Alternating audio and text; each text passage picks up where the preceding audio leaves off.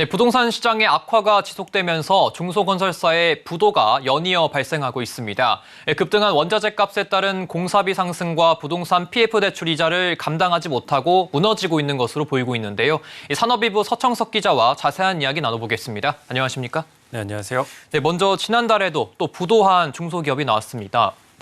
어떤 건설사일까요?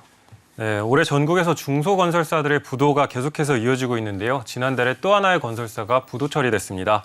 업계에 따르면 남명건설이 장기 미회수 공사대금으로 유동성 위기를 겪으면서 만기여금 12억 4천만 원을 막지 못해 지난달 28일 창원지법에 기업회생 절차 개시 신청서를 제출했습니다. 올해 기준 남명건설의 시공능력 평가액은 847억 원으로 종합건설 시공능력 전국 285위, 경남 내 8위 수준인데요. 남명건설의 공사 미수금 누적액은 600억 원에 달하는 것으로 나타나고 있습니다.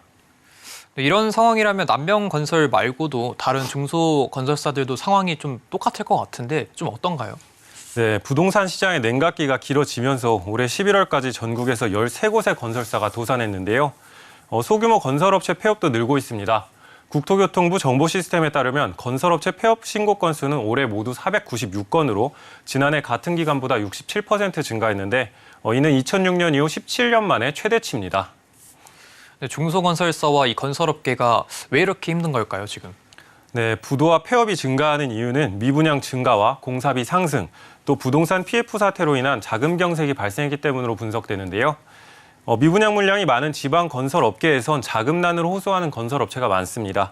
건설업계 관계자는 현재 금융기관들이 일시적으로 PF 만기를 연장해주고 있지만 이것도 한계가 있다면서 내년 총선이 끝나고 하반기로 들어서게 되면 건설 현장 부실이 본격적으로 터질 수 있다는 우려가 나오고 있습니다.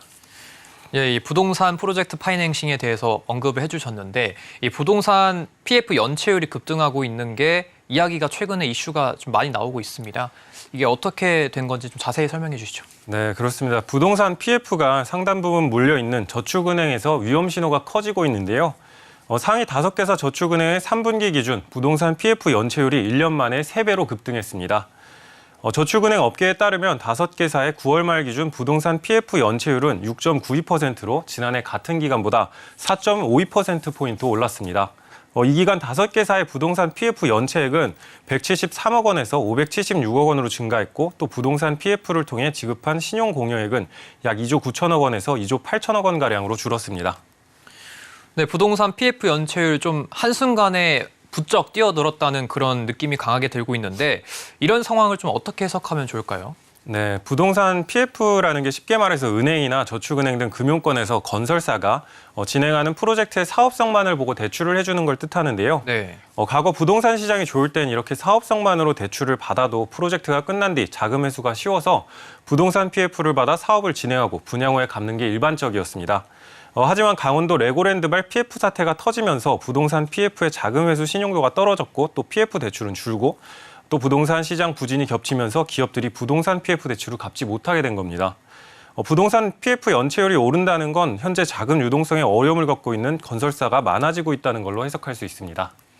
근데 지금 중소건설사들도 그렇지만 좀 대형 건설사들도 자금난을 좀 많이 겪고 있다고 하던데 이 저축은행들도 좀 상황을 심각하게 바라보고 있을 것 같은데 상황이 어떻습니까?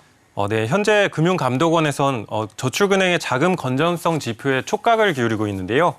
저축은행 업권에서는 부동산 관련 대출이 아직 충분히 관리 가능한 수준이라는 입장을 밝히고 있습니다.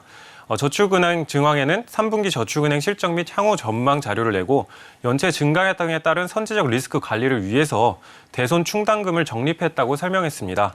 문제는 PF 대출과 연체율이 함께 언제건 부실 채권으로 이어질 수 있다는 건데요. 현재 요 주의 여신까지 급증하고 있습니다. 저축은행 중앙의 공시를 보면 전체 부동산 PF 요주의 여신 비율은 지난해 9월 기준으로 30%를 넘었습니다. 특히 50%를 넘어선 저축은행도 적지 않아서 부동산 PF 대출 관련 징후가 좋지만은 않습니다. 업계 전문가들은 현재 건설업 경기가 부동산 PF 부실로 이어질 수 있는 만큼 적극적인 부실 정리로 부동산 PF 익스포저를 낮추는 한편 건설업계와 금융업계의 건전성 모니터링을 지금보다 더 확대해야 된다고 말하고 있습니다. 네, 지금까지 서청석 기자와 이야기 나눠봤습니다. 고맙습니다.